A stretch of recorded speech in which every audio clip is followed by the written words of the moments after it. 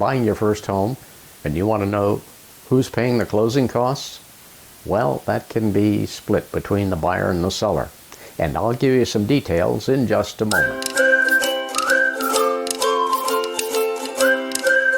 Hello, I'm Errol Wirtz, Associate Broker with Landmark Realty in Hays, Kansas. And if you're buying a home, you're going to have some closing costs, and you might want to be aware of what those closing costs will be. If you're working with a realtor to help you buy that home, they should give you a sheet like this that gives you the estimated costs that you'll have at closing. And we're going to go over that in detail. It's broken up into two areas. One is the top part, which talks about most of the closing costs that you'll pay, but you'll be able to negotiate some of those with the seller. And then the bottom part are prepaid closing costs. So let's start out first with the upper part. It would depend upon what you're paying for the house, because the title insurance is based on that amount. And your closing costs will be, well, you'll have an appraisal fee, and that would be about $450. Your credit report could run around $30. A loan origination fee, well, it's hard to say, because different lenders have a different percentage that they charge for the loan origination fee. And discount points depends on the type of loan that you're getting. Now, there will be a flood insurance, flood certification fee, and that runs $10. And what that does, that indicates whether the home you're buying is or is not in the flood zone. Then there's the home warranty. This is something that you can negotiate with the seller.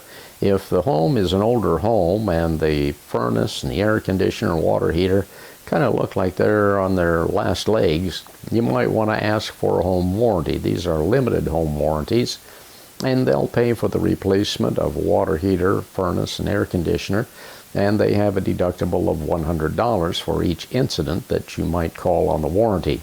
So that's something you can negotiate with the seller. The property inspection, well, that will be all yours. It runs about $375 to have a whole house inspection done, but it's well worth it, because they'll go through the home and tell you things that they find that might need to be repaired. You'll also need to do a wood infestation inspection. That runs about $75. And most lenders will require that you have that no more than 30 days before closing. The closing fee and document preparation fee. The closing fee will run around $300. The document preparation fee runs about $500 to $600. It says survey if required.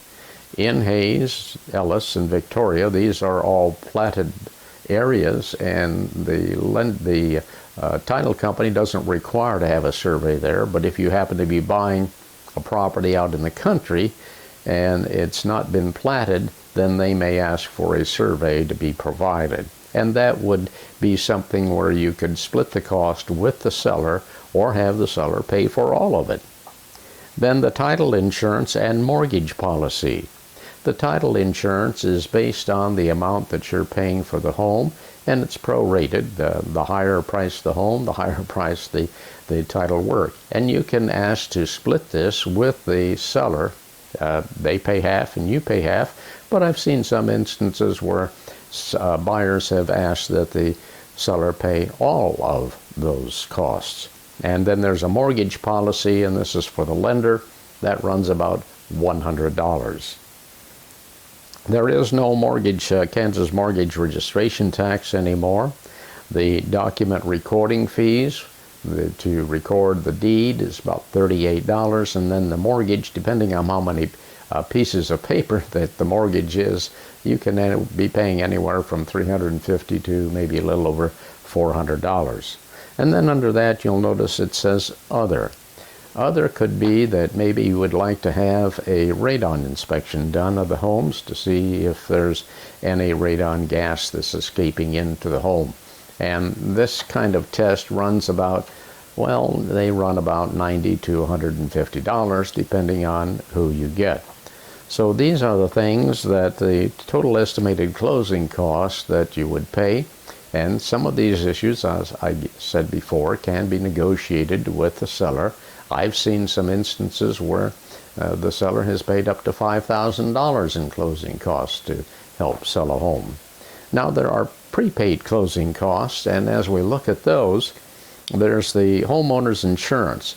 You will pay 1 year in advance, and then the title company, and well, actually the lender, will want you to start an escrow account where they will pay your insurance when it comes due each year, and they'll ask that you put 6 months of reserve into the starting of your escrow account. If you are buying a home in the flood zone, it will be the same situation. You will pay 1 year in advance and then 6 months of reserve. And mortgage insurance. Mortgage insurance is applied to a loan if you're getting a loan more than 80%. And this is a percentage that is figured against the loan amount. The VA, they have a funding fee, and that's a certain percentage of loan amount. FHA and the mortgage insurance premium, again, this depends on the type of loan that you're getting. A general and special tax month's reserve. If there are specials that are being paid, then you may have to pay 2 to 3 months of special assessments into the escrow account so that when the taxes come due on the home, you'll have that money in your account to be able to pay those fees. And then as we look at Homeowners Association initial fee and the Homeowners Association prorated fees, well, this only applies if you're buying a condo or possibly a townhome. And the majority of people are buying single-family homes at this time. The prepaid interest, that is something that is calculated by the lender that you would need to pay depending on the time of the month that you're closing on your home. So I hope that this information was of value to you, and if it was, we'd appreciate it if you just click the like button in the lower left-hand corner. And we also would like you to subscribe to our channel.